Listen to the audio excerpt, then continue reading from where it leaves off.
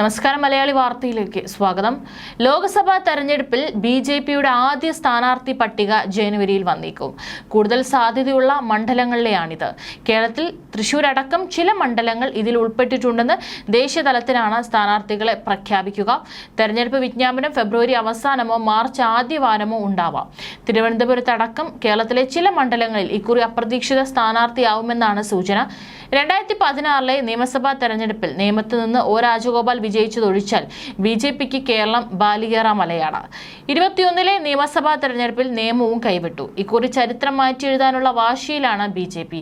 ആഗോളതലത്തിൽ ശ്രദ്ധേയനും Congress working committee അംഗവുമായ doctor Sasi Tharoor തുടർച്ചയായി വിജയിച്ച് തിരുവനന്തപുരം പിടിക്കാൻ വിവിഐപി സ്ഥാനാർത്ഥി അനിവാര്യമാണ്. കേന്ദ്രമന്ത്രിമാരായ ധനമന്ത്രി നിർമ്മല സീതാരാമൻ, വിദേശകാര്യമന്ത്രി ജയശങ്കർ, IT മന്ത്രി രാജീവ് ചന്ദ്രശേഖർ എന്നിവരുടെ പേരാണ് അഭ്യൂഹങ്ങളിൽ പ്രധാനം. തൃശൂരിൽ സുരേഷ് ഗോപി മത്സരിക്കുമെന്ന് ഏറെക്കുറെ ഉറപ്പാണ്. കഴിഞ്ഞ ലോക്സഭാ തെരഞ്ഞെടുപ്പിൽ തൃശൂർ പരാജയം നേരിട്ടെങ്കിലും സുരേഷ് ഗോപി ജനങ്ങൾക്കൊപ്പം നിന്നു. തോറ്റെങ്കിലും എല്ലാ ശക്തിയും എടുത്ത് ഇദ്ദേഹം ജനങ്ങളെ സഹായിച്ചു. അതിനാൽ ഇത്തവണ തൃശൂരിൽ മികച്ച മുന്നേറ്റമുണ്ടാകുമെന്ന് കെ സുരേന്ദ്രൻ പറഞ്ഞു. പരാജയപ്പെട്ടിട്ടും സുരേഷ് ഗോപി ജനങ്ങൾക്കൊപ്പം നിന്നപ്പോൾ TN പ്രതാപൻ ജനത്തിനായി ഒന്നും ചെയ്തില്ല.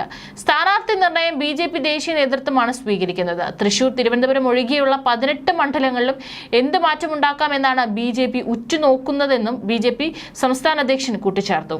തൃശൂരിൽ ക്രൈസ്തവർ BJPയെ പിന്തുണയ്ക്കും. കഴിഞ്ഞ ലോക്സഭാ തെരഞ്ഞെടുപ്പിൽ വയനാട്ടിൽ നിന്ന് പ്രധാനമന്ത്രി ഉണ്ടാകുമോ എന്നാണ് കരുതിയതെന്നും സുരേന്ദ്രൻ പരിഹസിച്ചു. എന്നാൽ ആ സ്ഥിതിയൊക്കെ മാറി. മൂന്നാമതും നരേന്ദ്രമോദി പ്രധാനമന്ത്രിയാകും. ലോക്സഭാ തെരഞ്ഞെടുപ്പിനായുള്ള ഒരുക്കങ്ങൾ BJP ആരംഭിച്ചുവെന്നും കെ സുരേന്ദ്രൻ പറഞ്ഞു. കേന്ദ്രമന്ത്രി V മുരളീധരൻ ആറ്റിങ്ങലിൽ മത്സരിച്ചേക്കും.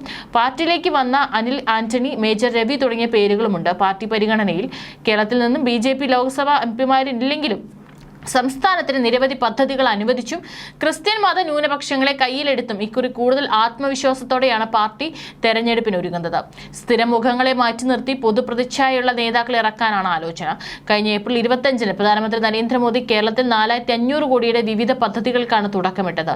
കൊച്ചി വാട്ടർ മെട്രോ ഉദ്ഘാടനം, വൈദ്യുതീകരിച്ച ഡിണ്ടിഗൽ, പഴനി, പാലക്കാട് റെയിൽവേ ലൈൻ സമർപ്പണം, തിരുവനന്തപുരവും കോഴിക്കോടും അടക്കം നിരവധി റെയിൽവേ സ്റ്റേഷനുകളുടെ നവീകരണ ഉദ്ഘാടനം, ഡിജിറ്റൽ സയൻസ് പാർക്കിംഗ് ശിലാസ്ഥാപനം തുടങ്ങിയവയും പ്രധാനമന്ത്രി നിർവഹിച്ചിരുന്നു.